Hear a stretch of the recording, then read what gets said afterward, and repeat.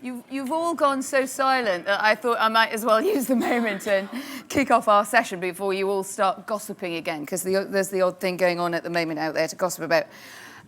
Welcome to our session, What Next? UK-EU Relations in the Future.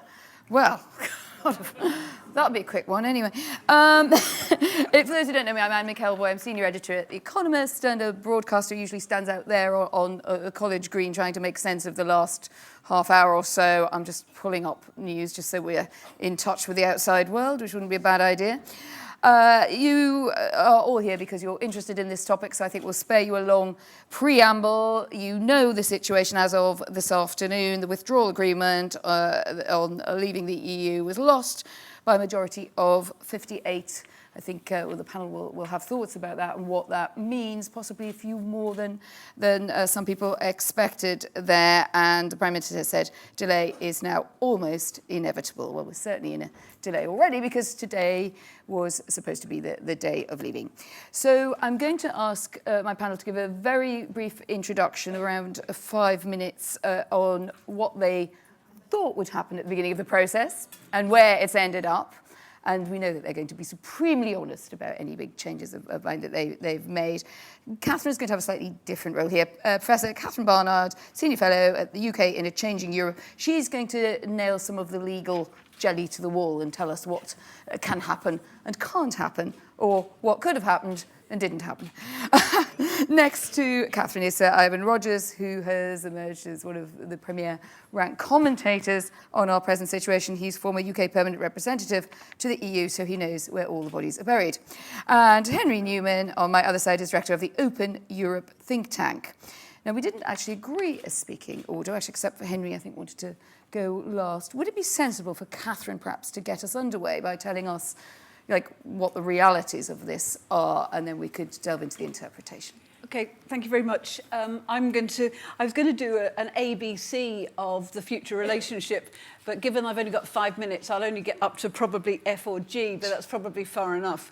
So start with A for withdrawal agreement, and the point I want to make to start with is that there will be no future trading relationship without the withdrawal agreement being concluded. And it is totally untrue what you hear, that it's possible for us to crash out on the 12th of April, go into transition and then start negotiating a trade agreement. Transition is written into the DNA of the withdrawal agreement. That's the only way we'll get transition. And the future trading relationship will be dependent on us signing either the withdrawal agreement or something very similar to it, because the EU will not negotiate with us until we have paid up our bills from the past, the 39 billion. We have sorted out the rights of EU citizens, and we have sorted out the Irish border. And for lo, this looks rather like the withdrawal agreement. B is for backstop. And backstop, that's the bit that the DUP can't stand from the withdrawal agreement. The crucial point to note about the backstop is that it will only disappear if there is some sort of comprehensive trading relationship based on customs union and single market of some sort, single market for goods at least of some sort. And if you don't have those two together, then the backstop will continue to apply. And if you have some sort of Canada-style arrangement, the backstop will still need to be in place, because the backstop does just that, customs union and single market for goods. What might that magic thing look like in any future deal? Well, it would look rather like the backstop, because the whole point is there is not some other magic solution based on technology. There is nowhere in the world, as Peter Foster said this morning, which has a border without any form of technology of any sort whatsoever. C, competence. Now, this is the legal term. Ivan might have something to say about it in its more natural meaning. I want to just say something about legal competence. The EU is based on a rule of law, and the rule of law means that EU has got to have the power to act. It will only have the powers which have been conferred on it. The divorce is currently being done under Article 50. Article 50 is a rather benign legal regime because it only requires super-qualified majority voting of the Council, and it requires the agreement of the Parliament. Any future trade deal has to be done under entirely separate legal provisions, either Articles 207 or Article 217, 207 on free trade agreements, 217 on association agreements. And it's very likely it'll be a mixed agreement and therefore requires unanimous voting and the agreement of all of the national and regional parliaments, all 34 or so of them, including Wallonia, and that will take some time. So any shenanigans at the very end moment, like we're experiencing at the moment with the Article 50, will not be possible because you've got to get all the parliaments on board. The next stage is going to be really difficult. You thought this stage was hard, my God, this is child's play in comparison to what the next stage will be done. However, that brings me to D. D is dividing up the trade deal, so the future relationship. Now, one thing which was remarkably unobserved at the time, because everyone was too interested in knowing about what Geoffrey Cox thought about good faith and whether we would be able to get out of the backstop, is that in the documents, that package of 4 documents produced by the EU on the 11th of March, remember that's when there was the trip to Brussels and Geoffrey Cox had been doing his negotiations. In amongst those documents is an interesting statement, which I'd not seen before, that the EU, if the UK signs up to the withdrawal agreement, is prepared to expedite negotiations on trade in goods. And they would expedite that, and they would say that they could have an agreement on customs and regulatory alignment, i.e. dealing with the issues that touch on the backstop, and crucially, they would agree to provisionally apply it. That means that you don't have to go through all of the process, and you can wait, and the agreement can start being applied very quickly indeed. And because it is just trading goods, it doesn't need all of the national and regional parliaments because it's an area of exclusive competence of the EU.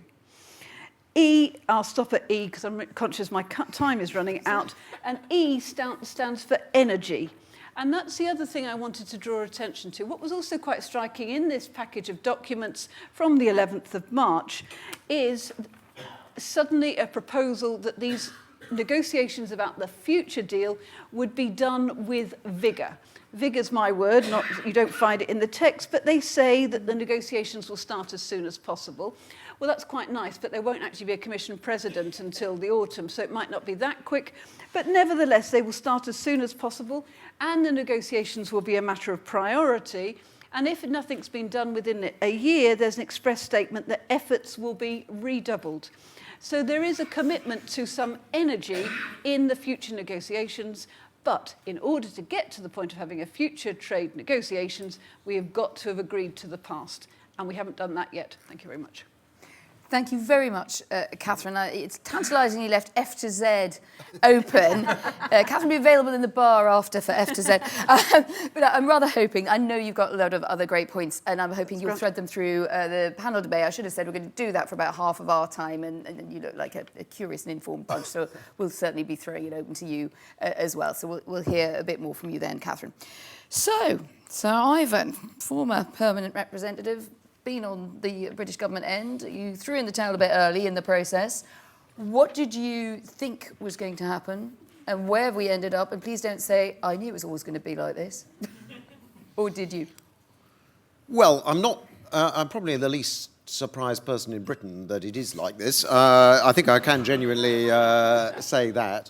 Even I am slightly surprised by the extent of the chaos now, and I wouldn't have expected it to be quite this bad by this point, because I thought we might be surfacing well before this point and clarifying where we were going and the direction of travel, and having much greater clarity even in the political declaration, which I always thought was and had to be a relatively thin and aspirational document.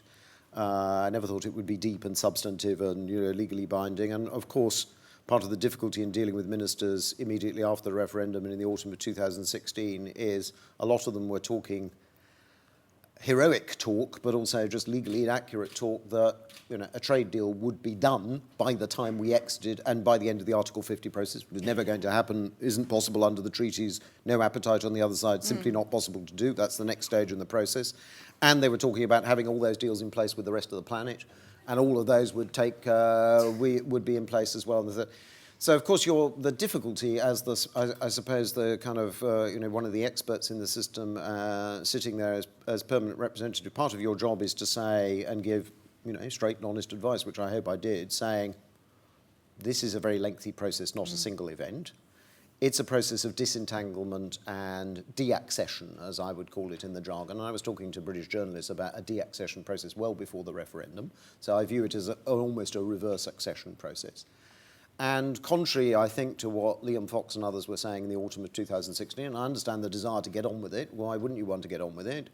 The problem of deaccession is that in some ways, not always, it's more complex than accession, because accession you're converging on a known target, because after all the process of accession is converging on the rule book that already exists, and you have to assure the kind of Brussels authorities and the other member states that you're converging on it and you're capable of converging on it and it's real in substance. What's the British issue? And nobody's ever done it before, which was another reason why I thought this would be contorted and difficult. We're diverging to a place that at the moment, of course, and we're now finding that out, we can't really specify where we're diverging to. And what is Theresa May sitting on, or what has she been sitting on in her cabinet and in her party and in Parliament more broadly? Radically different conceptions of what the purpose and end state of Brexit would be. That was never really a very key part of the referendum campaign. We can all deplore that or regret it, whatever, but that's the reality. There wasn't a clear single unitary destination even amongst the vote leave people. They were wise probably not to go there, because the moment you started to specify where exactly you might want to go, there'd be all manner of divergences. You're seeing now the divergences between Liam Fox and Michael Gove on trade policy, perfectly legitimate arguments you can make for both positions, but the reality is we haven't thrashed that out. So I think what I was trying to say, wholly unsuccessfully obviously, was this is a multi-stage process. It will take time. It's disentanglement. It's deaccession. It's across the entire economy. The first stage will be withdrawal agreement, which will be about money, citizens' rights, and the Irish border question, in the light of the future framework. And all you're going to get in the first 2.5 to 3 years by way of a future framework is a relatively thin document, mostly aspirational, some legal status. It's not nothing, but it will set a direction, and that will be the template for the subsequent negotiation. And then I'm afraid on the subsequent negotiation, I did add, as an old trade bore would and should, a free trade negotiation in those circumstances, the first trade negotiation in history between people seeking to diverge rather than converge. Most trade negotiations, after all trade negotiations, are about convergence and the reduction and elimination of trade barriers between jurisdictions. This is a process of divergence where, by definition, because we've chosen to leave the club, and bear in mind, we've chosen to leave the club because we don't like the juridical and political implications of being in the club. We don't like to live under a European Court of Justice and a supranational court. We don't want supranational legislation. We don't want free movement of people. If that's where you're going, then you're not prepared to accept the obligations of membership, and you're going to a radically different state of the world, which inevitably was going to involve leaving the single market, and in my view still will involve at some point leaving the customs union as well. But that's obviously now a controversial subject. We might come to that. So I'll come to that, but I mean, just to conclude on that, so it was obvious that that was going to take a number of years after 2019, which is the year of transition in Brussels. We knew that in 2016, and therefore, even if we go pretty fast, I was saying a trade deal could only really be negotiated and concluded by, say, if we're very lucky, back end of 2021 into 2022, and then as a ratification process in national parliaments. So it was the early mid-2020s before we reached an equilibrium state after Brexit. That, of course, rendered me the greatest Eeyore in the land. Of course, I've got emotional sympathy with Eeyore as opposed to Tigger. I mean, I'm probably notorious for that through many other incarnations in life, but it's only the reality. Must make you such fun to live with. Exactly. The equilibrium state can be reached by the early mid-2020s. Even that's quite difficult to do. This is, I'm afraid, becoming the reality. The difficulty is because we didn't really internalise that early enough, we've landed ourselves in this turmoil. Actually, a lot of this in substance is quite unsurprising and shouldn't be some bigger drama, but it's a big drama because nobody really internalised early enough in the process that this was the maximum we could get by this stage of it. Right. Thank you. I think that was admirable. That was like sort of just a minute, really, wasn't it, on Brexit? Thank you very much. And I only sort of cut you off a bit on customs union is both interesting, fascinating, and potentially it gets very complicated. So I would just like to ask the panel sort of a little bit separately about where we think that's going, if that's an option, in a moment. Henry Newman, Open Europe think tank, also very experienced in government as an advisor. I think it would be fair to say that Open Europe has struck for a long time a sort of gently and intelligently sceptical position and has sought to interpret how to deliver on that vote in 2016. That's right. So same question goes to you, but with a different angle. What did you think was going to happen and where do you think we've ended up? So I was in government at the time of the referendum and before, and I got to listen to Ivan's Eeyorish wisdom in private. I remember Luxembourg JHA councils and briefings from Ivan, and also reading all the diptails coming through at different points. So it's sort of one of the great things about Brexit, one of the ironies of Brexit is we're learning so much more, the public is learning so much more about Europe. I find it strange, I get on the tube in the morning and you listen to people chatting about the customs union, the withdrawal agreement bill, parliamentary process as well, and of course our politics have also becoming much more European, more Italian at the moment. But I hope you noticed we've got an interview with Matteo Renzi today saying just that, which I'd love to recommend to you. It's a very funny line. And I think overall we beat ourselves up absolutely massively about our political class, quite rightly, and it's important that we've got robust scepticism of our political leaders. But we shouldn't go too far. And I think if you look across the Western world, politics ain't pretty anywhere. And also, I've been talking through the course of my job in Open Europe, I get to meet many fascinating people.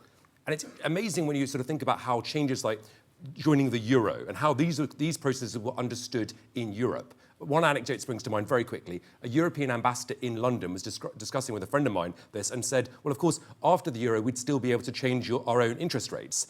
And this friend was sort of saying, no, you won't. But the point was just that I think it's easy to beat up on our politicians. And I scream at the television or at Twitter as much as probably anybody else when people say things that are just untrue. But I think this is a sort of a broader problem with politics.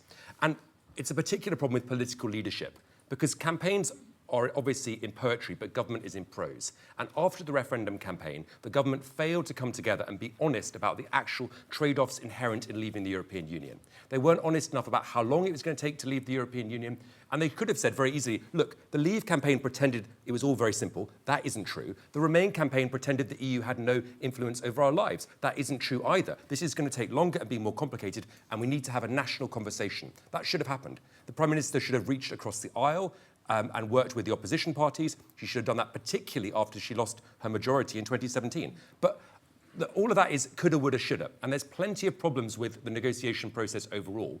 But I actually think one of the big secrets is how good a deal we actually got in this withdrawal agreement. And there are constitutional issues with the backstop. But I think you have to accept that Brexit throws an inherent problem for Northern Ireland that can only be resolved through a degree of hybridity. That's probably not the correct word, but a hybrid solution for Northern Ireland of some sort. For my taste, it puts the balance too far in the European court, but you've got to accept that some joint approach makes sense. Besides that, if you could actually look past a lot of the issues with the backstop and the public narrative shaped by the resignation of key ministers, which dominated the news, and I think the government's lamentable failure to communicate any of the benefits of the current deal, then you'd actually find that this deal is really quite good. And it's far from a blind Brexit or any of that. Actually, the withdrawal agreement guarantees a baseline that protects citizens' rights, that protects the trade in goods, not entirely frictionless, but pretty good. Certainly quota-free, tariff-free, rules of origin-free, all those things. Guarantees a no Irish border, and also guarantees the standstill transition that business wanted. I mean, if you approached from the beginning and thought, could you get something like that? Something that comes close to, except it doesn't quite, but comes close to dividing the four freedoms of the single market, that's basically where we got to. And I think that's about as much as you ever could have hoped for. Unfortunately, you've had absolutely inflated expectations on all sides, and that's sort of been lost in the melee of the political drama. And we all focus on the dramas and the votes and the kind of the Commons divisions and all this, and sort of lose sight of actually, I think, the broader picture. Very sort of quickly, I think, this whole panel session is premised obviously on the fact that we do leave, which is beginning to look more and more in doubt, I think, given dynamics at the moment. We also focus very much, of course, around the economic relationship. And I think that at the expense of discussing the sort of security aspects or the foreign policy aspects of leaving. And I think that's one of the kind of the trust and the relationships that are being challenged by Brexit pose a very profound problem to the whole continent of Europe, far beyond any actual deal that we get. And I think on both sides, there's a huge breakdown in trust and understanding. The UK doesn't understand Brussels, and European leaders repeatedly misunderstand the political process in the UK and have done for decades and decades. I also think there's a presentist problem that we assume that this whole problem began in 2016 or when David Cameron gave his Bloomberg speech a bit before. Fact is that Britain has been divided on this question from the beginning. The post-war British leaders chose not to join the project for different reasons. Harold Wilson's wife came back on the day of the 75 referendum and said, sorry, darling, I couldn't vote for it.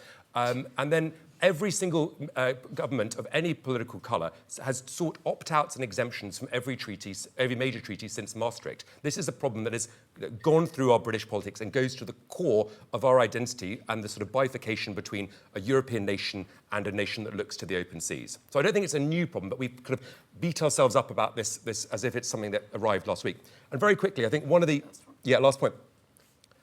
If you step forward, overall, the balance, if assuming the UK does change, the balance on this continent between the EU and the non-EU will fundamentally shift. The EU will no longer be able to claim to represent the continent in the same way that it did previously. That has very interesting questions for the future of the 27 as well, which is something that we hardly ever pay any attention to.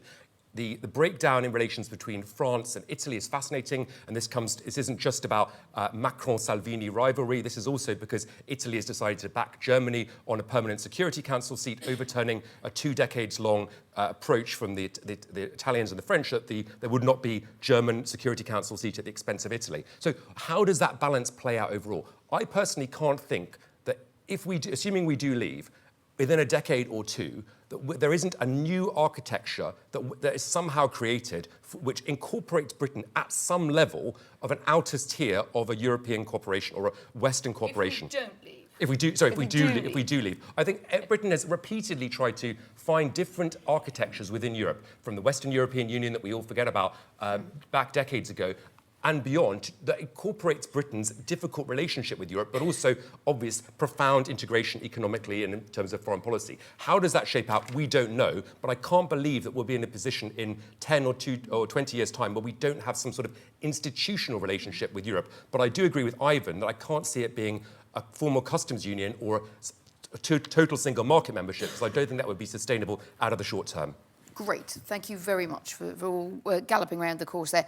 A couple of questions that threw up, and I wondered if you could sort of address them from your perspective. Are we leaving? Because I thought I'd go back to the 101. It seemed like so simple. You either thought you were leaving or you weren't. Actually, a lot of people thought that we would be leaving now don't think we're leaving, and possibly some, not so many shifts the other way, but maybe some. And is this withdrawal deal ever going to get through, or is it Zeno's paradox and it's always getting closer and never gets there? I know, Catherine, that you're keen to sort of analyse rather than proselytise, so maybe you could wrap your, just address those points in the way that suits your F to Z. Okay. Do you want to go for? Do you want to go on? I was picking on you, really. All right, okay. Are we leaving? Well, at the moment, the answer is categorically yes. We're going to be leaving in 10 days' time because that is the default position. And it's going to require a huge shift, both domestically and at EU level, even to get to the point of having an extension for another 9 months, because the European Parliament elections are a huge stumbling block, both domestically and in the EU. Domestically, because we haven't even started the process of organising them, and there's got to be legislation, I think secondary legislation, to go through Parliament to actually organise having a referendum. The key act of Parliament is due to be repealed by the EU Withdrawal Act, but actually that provision of the Act hasn't come into force yet. So that Act is still on the statute books, but the statutory instruments of secondary law to deliver on that haven't been passed. And then you've got at EU level, not sure that they're that keen on us having European Parliament elections, because the seats, a number of our seats have already been divvied up, so that will have to be unpicked. And furthermore, although it is true, it says there's a council decision that says that only happens once we've left. So, of course, they need to know how many seats that they're going to be electing for on the other side of the channel. So you've got a problem with the Parliament election. There's a bigger problem too, that they worry about the fact that sort of populism will contaminate the elections in other countries as well. So you have a much more populist European Parliament, which of course may well reflect the electorate, but of course in terms of trying to deliver the European project, that might not be such a good thing for them. So are we leaving? The problem doesn't already exist and we're just not getting more of the blame for it. That's right, that's true. So are we leaving at the moment? Yes, we are. Will the withdrawal agreement ever get through? Well, it looks like Theresa May's going to have another go next week. Of course, she's going to come up against a John Bercow problem. So whether she tries to ballot this time on the withdrawal agreement plus the political declaration to show it was different from the withdrawal agreement, which she did today, that's very would be good. difficult. Anyway, very good indeed. I think you could go and solve that problem. Ivan, what do you reckon? Yeah, I think we are leaving. Yes. I mean, I can't say whether there'll be a long extension. What would happen at the long extension? All manner of things are in flux now and in play that may not have been before, but I think we are leaving. And I actually think the European side of the table has long since reconciled themselves to that fact as well, and are not particularly enthusiastic about the idea of reversing and stopping this. So I think that's done. And the withdrawal agreement, whether it'll ever pass, it might not now, and this is the problem, the crisis, and the reason why. I mean, I have, been saying for quite some time, including to the private sector, really, especially since December 2017 in the agreement the Prime Minister struck then, which led you to the backstop, and then led her that the only escape route from the backstop was an all-UK backstop, which then exacerbated the problems we had with the right of the party. I have thought for a very long time that no deal was a very serious possibility, and I still think it is. And I think that's massively underestimated by markets and commentators here. It is not massively underestimated in European capitals at the moment. And there is, I'm not saying there's appetite for it, because nobody deliberately wants to go to no deal, but there is a real risk that we end up with no deal because we simply can't land this thing. The risk next week is, after all, I mean, she's lost by 58 again today on this split proposition. That's worse than I would have expected. Quite difficult to move forward from here. I'm not sure people at time number 4 will change their mind. Presumably we'll have some runoff between that and anything that emerges from indicative votes.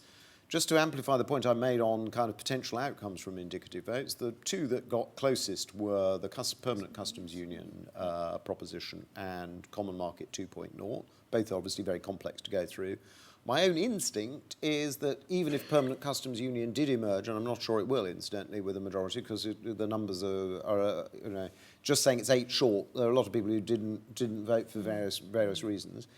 If it did go through next week and emerge as something around which the House of Commons could coalesce as a majority, I'm not sure the Prime Minister would implement it, because I think it's pretty deadly for the Conservative Party, and she's pretty dug in against it, and she doesn't want to be remembered as the Conservative Prime Minister who ended the Conservative Party, oddly enough. So I'm not sure she would take it up and say, I'm going to act on an indicative vote in favour of a Permanent Customs Union. Then you may ask about Common Market 2.0. I've struggled throughout on this, really, with exactly what it is, and I don't want to be unfair to any of its authors. There's obviously a lot of work now going, it's had various incarnations from Norway for now, and Norway then Canada, and then Norway Plus, and, it's been highly confused. I've tried to get my head around exactly what the proposition is, or indeed whether there is an alternative proposition that could be developed from it, which is more interesting, because I think the Norwegians, amongst others, have acute problems with it, and I think the European Union would have an acute problem with it. If those are the only two realistic prospects, and if I'm right that on the first one, the Prime Minister can't go there anyway and won't go there anyway, even if it emerges, and the second one isn't actually a fully baked proposition, which can be taken to Brussels, you are forced to conclude that if the withdrawal agreement doesn't go through, and it's now perfectly possible that it's just had too many goes and won't pass, then we're lurching towards a general election. But with the obvious difficulty, the Prime Minister has announced her own mortality, so it's not likely that it's unimaginable, actually, to me, that the Conservative Party would want to go into a general election now with Theresa May at their head. So it may be that she has to fall on her sword. We have to go to a general election, throw all the cards up in the air and see whether that changes the Brexit dynamics for a general election. In those circumstances, just to complete there, I think leaders would conclude that the Brits needed more time for a general election. They may be extremely wary of what might emerge from the general election. They might be extremely cynical about whether anything good will happen from it, and they may even think it may make a bad situation worse. But I think you would get an extension from leaders because people would think, okay, well, they've got another democratic exercise. Let's see what emerges from that by the summer. Could I just add a footnote to just what Ivan was saying? All the indicative votes about the future are deeply problematic from a legal point of view because all they are is aspirational. Now, the political declaration, by definition, is political, not legal. You can't stick the content of any political declaration into the withdrawal agreement text, even as a codicil, because the withdrawal agreement is based on Article 50, and Article 50 is entirely about the past. So you can't do it to try and lock in any future arrangements. So the only way we could make it legally binding is to put it in some piece of legislation, for argument's sake, the WAB, the Withdrawal Implementation Bill, which of course must implement the withdrawal agreement, which hasn't been voted on in favour yet. But the issue is, of course, the whole point about taking back control is that one parliament can't bind another. So if you have a general election, new Prime Minister comes in and says that the fact you agreed on a customs union or Common Market 2.0 or whatever is neither here nor there. We'll pass an act of parliament tomorrow to reverse the one that said that's the route we're going down. Can I just, before I turn to Henry, could you just clarify one thing for me? Are you saying in the WAB that you couldn't, so can you have that legislation to make what Parliament, if Parliament were to come to a view, can you make that binding outside the withdrawal agreement? I.e., can you then adjust how the withdrawal agreement is handled in Parliament or not? So the WAB is expressly intended to give legal effect to the withdrawal agreement, because what we're just doing at the moment, what they were doing today, had the vote passed, was a vote to say that Parliament is in favour of this. In fact, it was never even enough. It would never have even got over the domestic hurdles because Section 13 of the EU Withdrawal Act, don't you love having lawyers on the panel, but the Withdrawal Act is a thing that we passed through Parliament last year. That says very clearly that you need a meaningful vote on two things, the withdrawal agreement and the political declaration. And so the vote today wouldn't have been sufficient even if it had gone through. Even if it had gone through. OK, Henry, take it away. I think highly confused was used by Ivan, and that's exactly right. I think the whole indicative process, vote process, I understand what the MPs want to find a compromise, but it is just self-indulgent. The deadline was today to agree the withdrawal agreement from the EU to lock in the longer extension. And there's all these calls in the public space to the Prime Minister to shift her red lines. That doesn't change anything on the divorce deal, the withdrawal agreement. So, as Catherine said, the divorce deal, the Article 50 process deals with the past, the separation, other than big brackets, the backstop. But yeah, that is the reality of it. I think as well, we beat up massively on our politicians, quite rightly, because both main parties promised to deliver Brexit and are running away from those commitments in different directions. But I also think the EU has some culpability here. The whole backstop was designed to prevent a hard border in the event of no deal. We're again risking with this possibility of no deal precisely because of an insurance policy to prevent a hard border, which they've now said wouldn't happen anyway, even in the event of no deal. So I just think it is this. I understand the. Have they said that, or is that a debating point? Well, because there are different interpretations. Well, just flesh it out. Anyone who managed to miss that bit in we've had the Taoiseach say variously you could have a militarised hard border. We've had other people say that we wouldn't have any sort of border. So, look, I mean, I'm not minimising the problems for the Irish border in the event of no deal, and I completely accept that. But I just think that there is a particular irony that we are now unable to reach agreement because of an insurance policy to resolve the Irish border question, which is now therefore leading to a potential problem on the Irish border if we can't reach agreement. It's just a little bit crazy. But then that's perhaps Brexit overall. I think I was being slightly flippant earlier with will we leave, won't we leave? But I do think that if you force a choice for MPs between no deal and revocation, I think Parliament would break for revocation. I think that would be profoundly problematic, and we're already, there's some protests outside today, but I think I'm genuinely very, very worried about which way all this is going to go. I can't see how a second referendum would actually deal with any of the divisions in the country. These divisions are going to be there. A general election looks more and more likely, but I think part of the problem is the main parties are not thinking strategically. Neither is the DUP. I understand the DUP's concerns, but triggering a general election or forcing a position where a general election could happen could lead to one of two outcomes, most likely. Either a Corbyn majority government, which is problematic for the DUP for very obvious reasons, or a Conservative majority government, which would probably find that the easiest way to resolve the whole question of leaving and the backstop would be to revert to a Northern Ireland-only backstop and have Canada for Great Britain. So I think that, irrespective of the fact that going back to the people would be something that I think most of the public would find completely baffling. The public want a decision made. They've got many different views about how that decision should be made, whether through a referendum, whether through a hard Brexit, whether through a deal or whatever else. But I think that actually what the public do agree on is they want a decision made. Well, they do, but that has turned out not to get us very far. The only thing that we haven't discussed, I think, in this sort of those immediate options is confirmatory vote. Some people think a kind of soft form of getting Parliament warming up towards a second referendum. Ivan, I was interested that you said, the two that came closest, but actually confirmatory vote did indicative votes. Sorry, indicative votes. Indicative votes in Parliament this week. The idea of a so-called confirmatory vote did actually quite well. Do you interpret that as Parliament moving towards a second referendum? Is it, you both seem to kind of break for general election as the natural default place that we go when we don't know where else to go in Britain. But have you both kind of factored down second referendum too much here? Well, maybe I have. I don't know. I've never really believed that there would be a second referendum. I'm not a great fan of the idea of a second referendum anyway, because I think it's probably going to be, if you think the first referendum was more heat than light, wait till a second referendum. So, and it won't be. I'm not necessarily somebody who will always agree with Dominic Cummings, shall I put it like that? But I think he's right that a second referendum wouldn't primarily be about the EU question at all. It would be about whether the establishment had diddled the public first time round.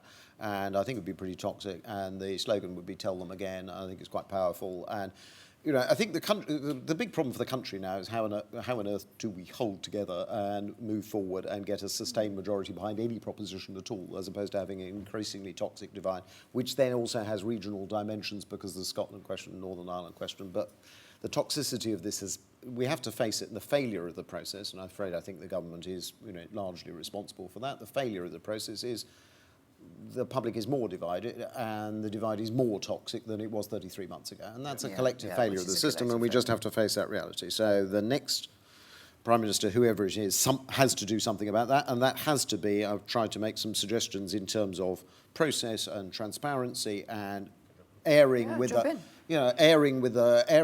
public the realities and the trade-offs and the choices, and you have to conduct the next stage of this process in a radically different fashion. So I think that I completely agree. I think my problem as well with the confirmatory referendum is I don't believe the facts have actually got clearer in the minds of a lot of the public.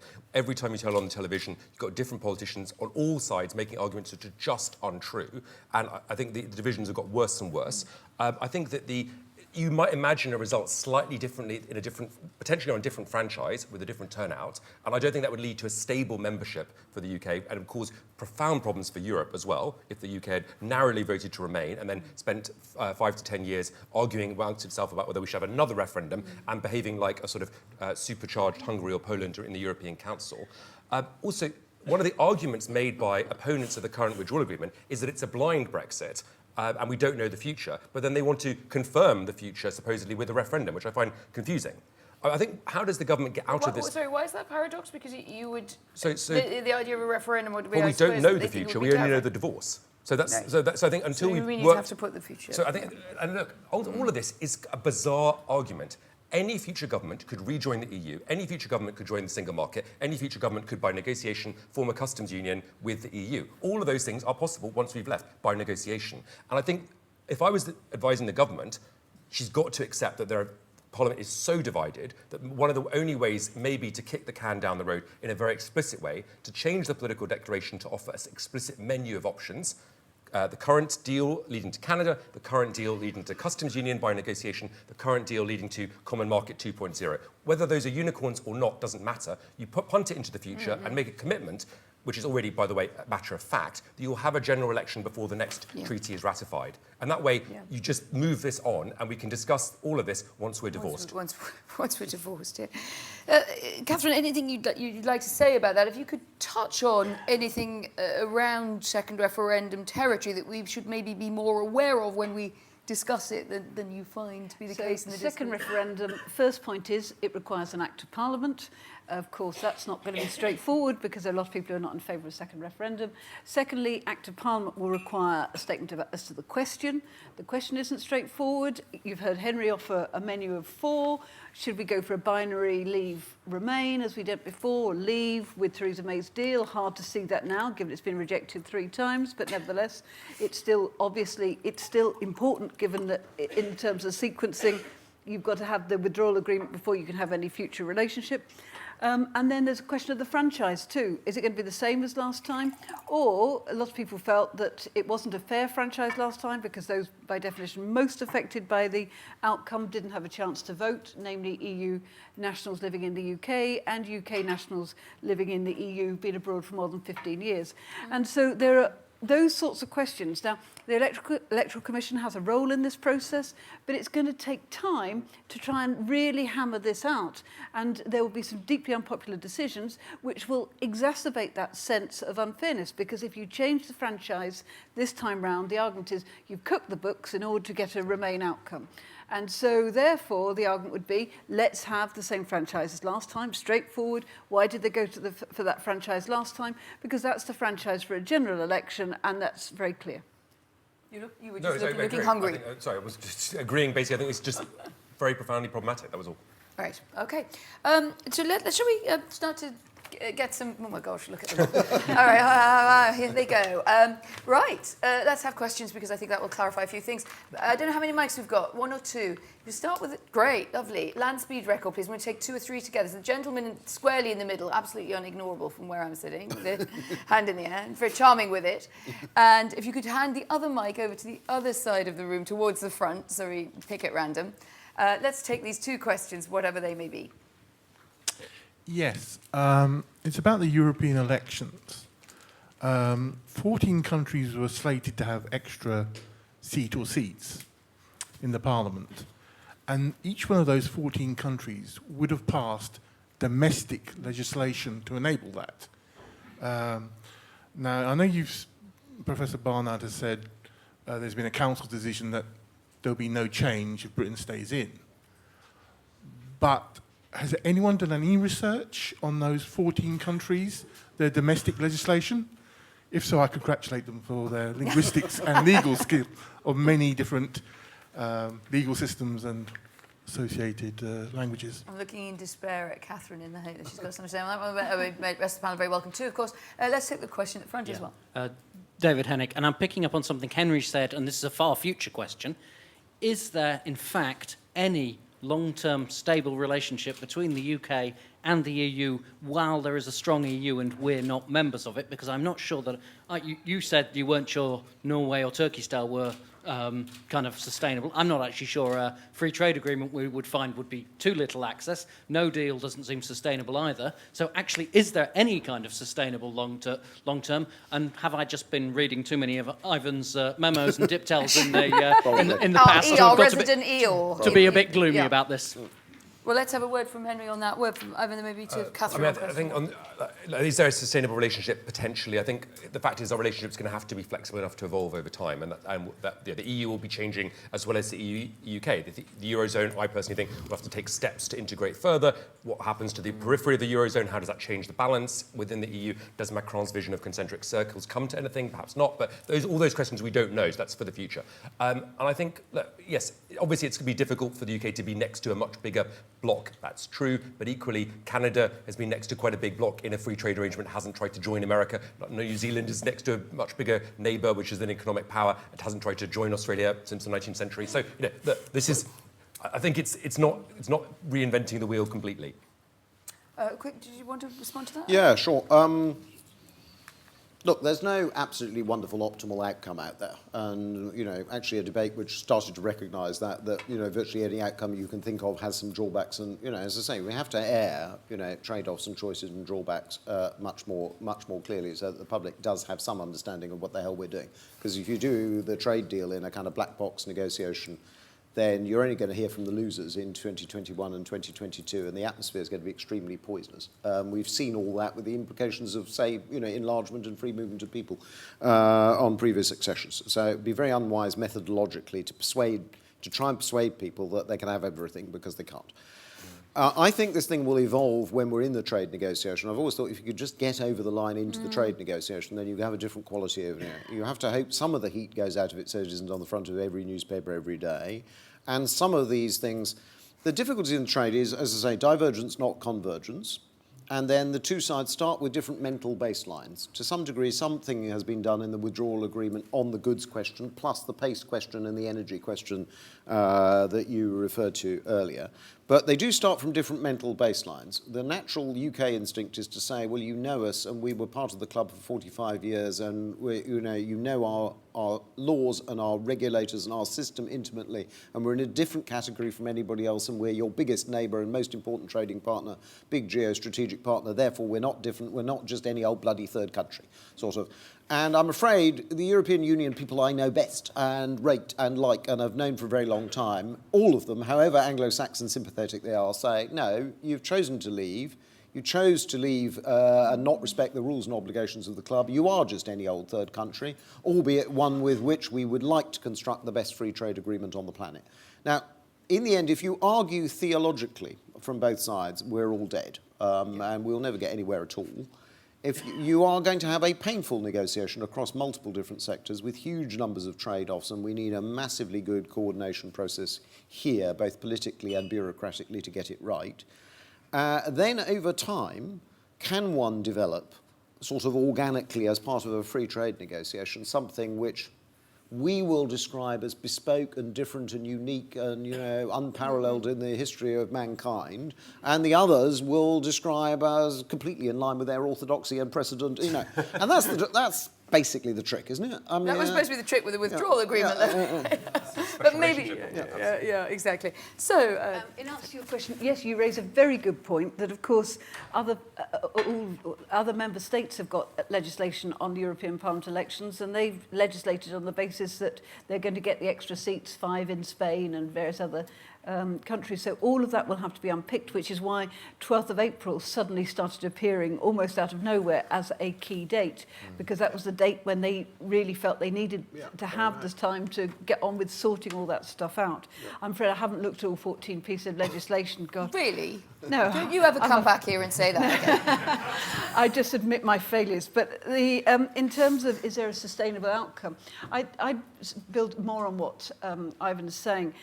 There has been a bit of imagination around the edge a while back about Europe of concentric circles and different ways of doing it. Now, whether that's just a grand way of saying, actually, the UK gets a bespoke relationship, which eventually other awkward squad states somehow move into.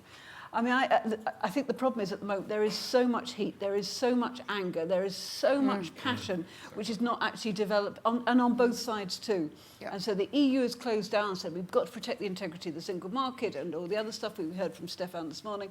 We're absolutely in a state of complete fraughtness, and exhaustion has set in as well. This is not a good way of making any decisions at all. So from that point of view, I can see some attraction of really kicking the can down the road by 9 months, 12 months, to give people a bit of time to actually get a bit of perspective and really try to start working out what would be the sensible way forward. Let's take another couple of questions from this forest of hands. Let's take someone at the back here, someone at the front, and I promise I'll go the other way in a minute. Thanks. Tony Halmos, King's College London. Can I put you 2 scenarios and see whether you think they're viable, not both they together? Better be Wait, brief no, scenarios. absolutely. Take 2 seconds each. So not quite literally. 15 seconds each. Firstly,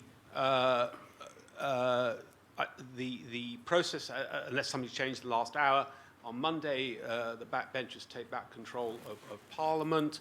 Part of that, as I understand it, is not only to do the more indicative voting in whatever way, but also to have the power to put an Act of Parliament through. Ken Clarke's motion on customs union only lost by 8.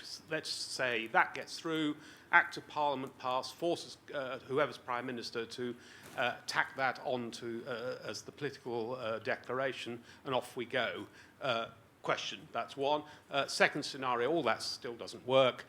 We have to have a coalition or cross-party government a new Prime Minister temporary of some kind, David Lidington, or dare I say, Ken Clarke, and we have say Amber Rudd on the Tory side, or whoever, or maybe David Lidington as Deputy Prime Minister and another deputy from Labour, and something along those lines, and that's how we sort it out. As you say, that was about 10 points in one, but I was very charmed and fooled. But I think we should have another question as well, just a different angle. There was someone, sorry, who's got the mic? Whoever's got the mic, just check. Sorry, my question was, I just wonder, with today's vote, we haven't met the EU's conditions in relation to the further extension, so it seems that we would leave without a deal on the 12th of April if you take today as the set. Yeah, what is going to happen in relation to UK-EU relations in the future, given that we are going to wake up on the 13th of April with a remarkably hard border in Ireland? Or what border in Ireland? Or what border in Ireland? Which way should we go around? So we've got those Monday scenarios, which I think is very, very good to have that question from Teddy. Why do you want, Catherine, do you want to just answer that more technical question first? The point you're making, I was just trying to call up the text of the European Council decision of last week, but it says that last week they said you've got to have voted on the withdrawal agreement this week, which is why it had to be done today. Now, it's not clear to me how decisive that is. I haven't heard anyone jumping up and down from the EU saying we're really going to force your hand on that point. It may be that in the heat of the moment last week, they were saying, because Theresa May said she was going to bring it back this week, therefore they took her at her word literally that it meant this week. The very fact they've given her to the 12th of April would tend to suggest that they perhaps won't put too much pressure on the word next week, which was last week, which means this week. Well, admirable clarity. Let's move on. I think if we could to those to the scenarios for Monday. I'm sure everyone wants to have a word about that. Ivan. Well, I've expressed the kind of scepticism about the customs union proposition, or whether the Prime Minister will, in practice, feel in any way mandated by an indicative vote in favour. Now, except then you can try and legislate. In the end, the other side of the table, from the leaders downwards, my old colleagues will say we only negotiate with the British Prime Minister. We don't negotiate with a self-appointed junta of parliamentarians, even important ones. And nor should they, incidentally. That's not how states sort of interact within the European Union. So if she says, I'm not doing it, of course you can see all kinds of potential outcomes then, and breakdowns and moves towards a general election. As I say, it seems to me a very unstable situation. But I'm just not personally convinced from everything I know about her that she's likely to take forward a permanent customs union proposal and make it her own and implement it, because I think it breaks the Conservative Party, in her view, and she won't do it. Then on coalition governments and different form and interim leaders and whatever, I personally also rather doubt that. Maybe you end up with a different formation after a general election, but the idea you lurch there, let alone I suspect Ken Clarke would eat his hat, let alone my eating my hat if that happened. That's not going to happen. I don't think David Lidington, with all respect to him, is going to happen either. I think. So you don't think any transitional... I don't think any transitional arrangements say, let's say somebody else take responsibility and do this deal, and then we get the other side of it cleanly, and then we have a different Prime Minister. It doesn't feel very realistic. Birmingham via Beachy Head, right? There's been plans for quite a while to have an emergency David Lidington Prime Ministership, but I think that was more in the case of if the Prime Minister simply couldn't go on for a different reason. I think government national unity is very unlikely. I think simply because there's a lot of divisions within the Commons. It's just not how our system works. My European friends keep saying, why can't you just do a grand coalition? But it doesn't work in that way, obviously, here for reasons that we know. I think, again, there's the unreality of this entire debate. The Labour Party's position is to seek a customs union when there already is a customs union in the deal, until you can resolve essentially frictionless trade and the Irish border question. So, on what basis does adding a customs union really change a lot of this? And I think if you did add a customs union, it would be a customs union that involved harmonisation on state aid, probably, and would not give you the sort of say over trade deals that the Labour Party want, and therefore the Labour Party may very well turn around and say, well, sorry, that's still not the customs union we want, and we don't really get that much further. I go back to the point I made a minute ago. I think adding explicit options into the political declaration as a menu would be a better approach. My understanding was in the autumn of last year, that was what was actually planning to happen, and then it didn't happen in the political declaration. There was a sort of strange period where the withdrawal agreement was published, and then there was a very thin political declaration, and then it suddenly got bigger, and that all sort of seemed to happen over a few days, which was really quite odd. But the original plan was a menu of options. That would have been a much better approach. We could go back to that now and then promise a general election the other side of it once we're out. And then just on the narrow question of the 13th of April, it's obviously the legal default. I think Parliament will try to step in and will require the Prime Minister to accept whatever conditions are offered by the European Council meeting on the 10th of April. It's not impossible that the French absolutely refuse to offer an extension. I get some of that from my Elysée contacts, but I think it's unlikely that they would want to be blamed for a no-deal Brexit when dealing with European elections, including in the Pas-de-Calais. It just seems like a rather unlikely scenario. Much more likely we get a humiliating long extension on very, very poor terms and go into all kinds of mess. But if we did get to a no-deal, I think the economics and the border are the least of the problems. I think it would mean a profound breakdown in relations on this continent. I don't necessarily think Britain would crawl back to the table in the way that some people imagine on the continent. I think you'd have a radicalisation of the Conservative Party and have it led by somebody who, of a serious populist nature potentially, and all politics and all relations could spiral out of control, and defence cooperation and security cooperation on this continent would be profoundly at risk. Can I just say that on the extension, if there is a long extension, we stay on exactly the same terms as we've got at the moment. It won't be any different terms to what we've got at the moment. Could I just add on no deal? I mean, I agree with this. My worry has always been not only that no deal is considerably more likely than people have thought, but two, that the problem is people's readings on each side of the channel as to what would happen in no deal circumstances are really radically different. You know, the Commission orthodoxy, maybe a little less widely shared in the Council, is the Brits would suffer such severe and immediate damage to their economy that they would come crawling back, and they'd make us an offer with the chequebook and the backstop, and everything would be back within 4 weeks, essentially. And I understand that thinking, and you can feel that thinking around Brussels. The instinct here, including from Eurosceptic politicians who are advancing no deal and saying WTO only as nirvana, is no deal will immediately lead to a whole series of sort of emergency mini deals, a suite of mini deals which solve all the problems of the UK. I mean, both are fantasies and both are quite dangerous misreadings of each other's politics, and that's the danger. If you go to no deal by accident, we're in a lot of trouble. I've got a lot of people who want to ask questions. The lady in the white scarf, let's take one from you first. Slightly unacademic question. This morning, much to our astonishment, we were told that MPs are having a tutorial on a customs union next week. As a punter, that slightly unnerves me. What hope is there for the future if we're 3 years down the line and MPs are still having customs union single market 101 lectures? I understand the reservations about people having another vote, but I don't feel terribly confident about MPs either. Ken Clarke's calling for revocation in 10 days if we haven't got a deal. Seems like it might be a good idea. I'm getting a strong vibe about the withdrawal agreement should pass from the stage, but I don't know if it's going to. I think it's very good that you bring up both your tutorials. I mean, I was always late with mine. But room full of academics, why did I just say that? But I think it's very good that you brought up revocation, because that is in the air and we haven't dealt with it. So thank you for reminding us of that. Can I take a question from a little further back? Either of these hands, wherever you are with the mics. Just, I'm sorry, it's so busy, and you guys are obviously going to. Can we just come back to the people's vote? At the moment, I'm getting from the panel negativity about the people's vote, but I feel as though it's being characterised wrongly. I mean, the issue about the franchise, clearly we should not change the franchise because that would distort things. In terms of the choice, if we are just about to leave the European Union on a certain basis, whether that's Mrs. May's deal or whatever basis, or maybe it's Ken Clarke and being put into the political declaration.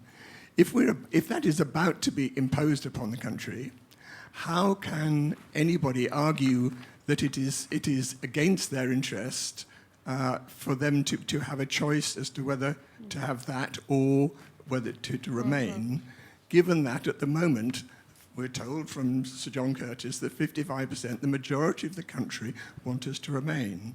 And it seems obscenely ridiculous to suggest that it is in our interest to leave when we do not want to leave.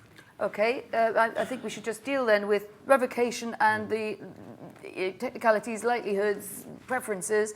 But I think it's very good that we heard a voice there, given that there was some scepticism on the panel about people's votes. So you might just briefly want to go back to that, preferably not saying what you said before. Catherine. Revocation, yes, absolutely possible. It's the only route, in fact, that's available to us, which can be done unilaterally without having to have agreement from the other side. Any attempted extension requires unanimous agreement of the EU 27.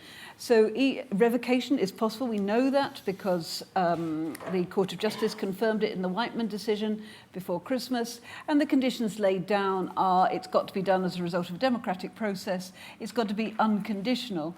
And so the democratic process likely to be an Act of Parliament, which we'd absolutely need. We need an Act of Parliament to trigger Article 50. That was following the Gina Miller case. So we would definitely need an Act of Parliament to de-trigger the trigger.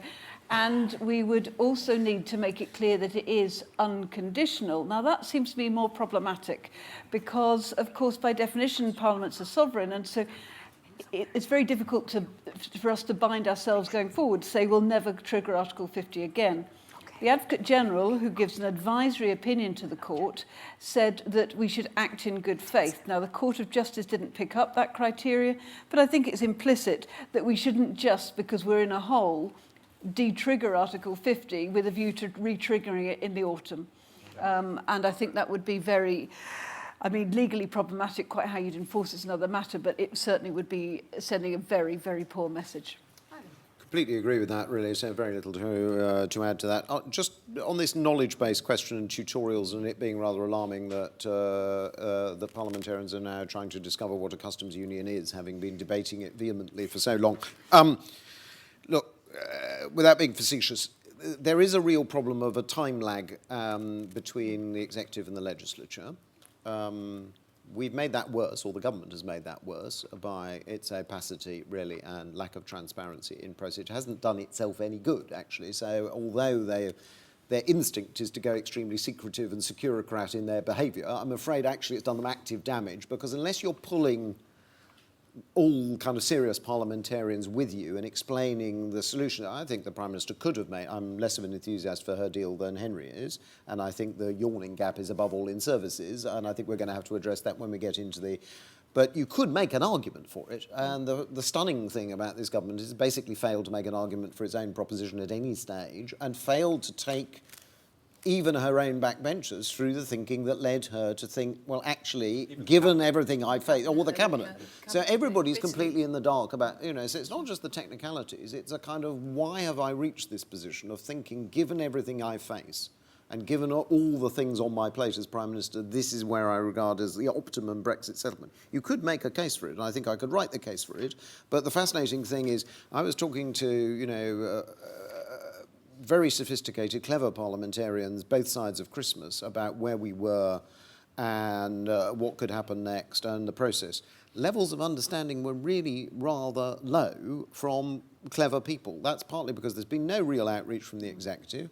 Parliamentarians tend to only think about things when they really have to think about things. There is now focus, and the good news is there's much more appetite to think more about these issues and much more interest than you got several months ago. I mean, it may not be therefore a bad thing that no, it's all terribly late. No, in the end, if Why not 3 years ago? I mean, I'm a housewife, for Christ's sake. well, it is stunning. It is a stunning. Never underestimate the great British housewife, man. This is a major system failure right across our system, and we do have to face that. Henry, because we're running to end of our time. On revocation, my view, as I said previously, was if Parliament's forced into a choice, revocation or no deal, they'll choose revocation.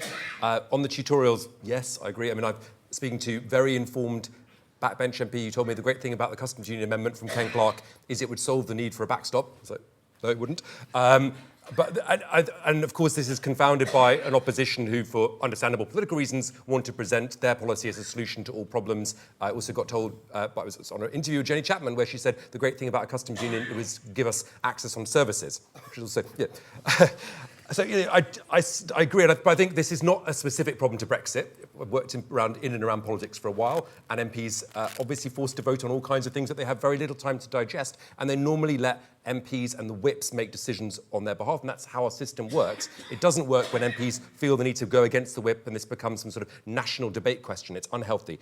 I also agree with what Ivan was saying. If we can get to a situation where Katja Adler and Mark Stone aren't doing repeated live interviews from Brussels every single evening all the time, then actually we might be able to find a way through and a solution. But can we get there? On the People's Vote second referendum campaign, I genuinely don't understand how this actually will make any of the problems any better. I accept in good faith that many people feel very, very passionately about that, and many of my friends feel the same way. It's a perfectly reasonable position. But the problem is that we don't know what our future relationship is going to be. And as you were suggesting, sir, if Parliament pointed towards a customs union on top of the current deal, and then we put a choice of the customs union or remain, I think many of the country would feel disenfranchised by that choice, which they wouldn't see us presenting a Brexit choice alongside a remain choice. Now, whether that's right or wrong, that's just a reality of where the country is at the moment. Right, last round of questions. I'm so sorry, we're just going to have to take two random gentlemen here and a gentleman at the front over here, just for ease. I'm sure you're all going to hang on, and your lovely panel will try and satisfy your remaining questions afterwards. But very briefly, if you could, sir. Thanks very much. Earlier on, Henry Newman mentioned that Parliament would probably prefer to revoke Article 50 rather, that is, than go for for no deal. And given what Sir Ivan's been telling us about the prospect of that, will it happen? It's a clear challenge to one panellist, so we'll keep that one for you, Henry. Let's have another question. Yes, whoever's got hold of the magic thing. Thank you. The the Council's negotiators, I have learned, have overlooked the Commission's white paper in 2017 on the way forward for Europe. And in that, of the 5 proposals the Commission put forward, one of them was just the single market, but without having to guarantee free movement of services or people. So that put that on the table. So in the current circumstances, with the impasse in Parliament and all the argy-bargy and aggravation,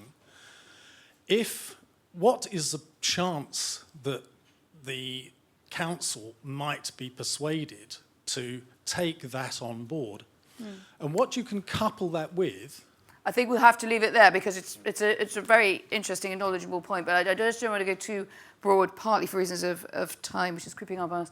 Ivan, is that something that rings a bell with you? Well, many Commission proposals, most of which bit the dust shortly after they were Commission proposals, ring a bell. Look, the problem is the architectural problem, and it doesn't really make much sense on the economic side as well as the geostrategic side to have a continental European architecture without the British having any place in any voice in it, and just tell us that we're either rule takers or we can come along with decisions that have already been taken. So we all privately know, in all capitals I suspect, that there's something rather unsustainable about where we're likely to go. Where we're currently likely to go. Then you have the kind of methodology that Barnier has set out with the full support of leaders, which was the kind of staircase methodology, and here are the stylised options, with which broadly, I mean, there are cavils I would have with some of that, but it was quite similar to what I was saying anyway to the Prime Minister in 2016. In other words, there are only certain categories of things that you can conceivably do, and it's a precedent and law-infested world. I'm sorry, infested by lawyers, you know the problem. They're the key problem all across the... Just stop digging, right? All across the European Union. Just finish your point quickly, because we need to go to Catherine. Yeah, you have to... The only way you can engineer a different conversation, we could never do that during the withdrawal period because none of the other member states would want to do it, because they'd say, just get out and sort the withdrawal issues.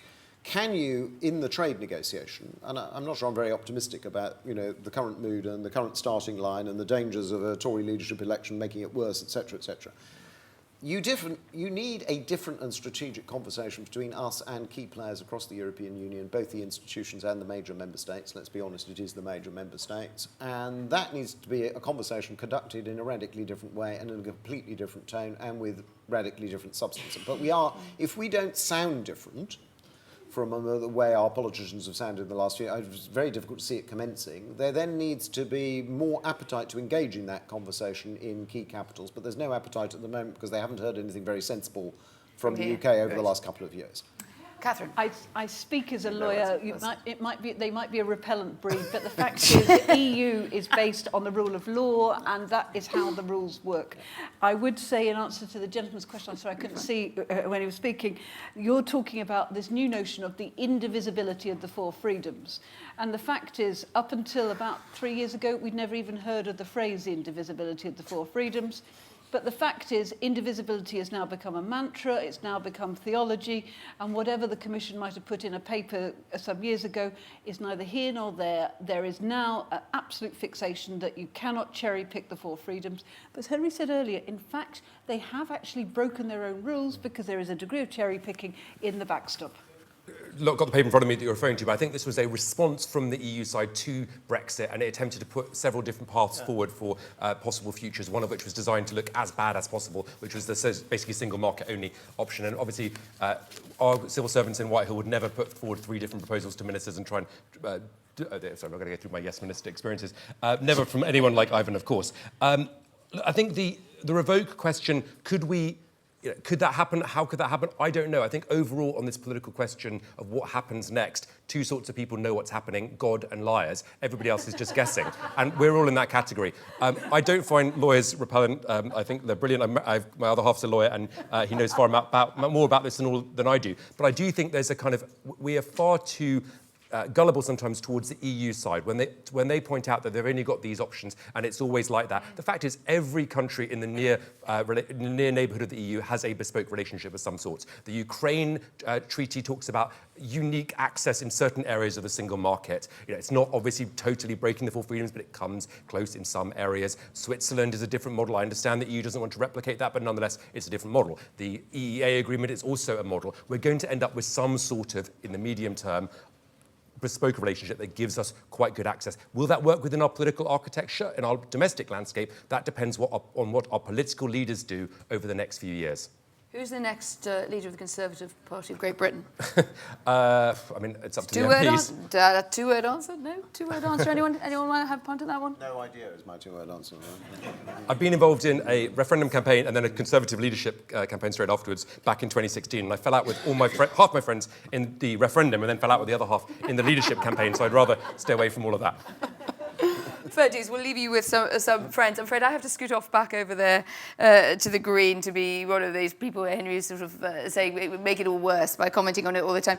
And I'll leave you with this quote. The organisation of Brexit, his accent is phenomenally brilliant to listen to, is similar to Italian politics, not British politics. It's chaos. I feel at home. Welcome to Rome, not Westminster. Thank you very much, ladies and gentlemen. Bye.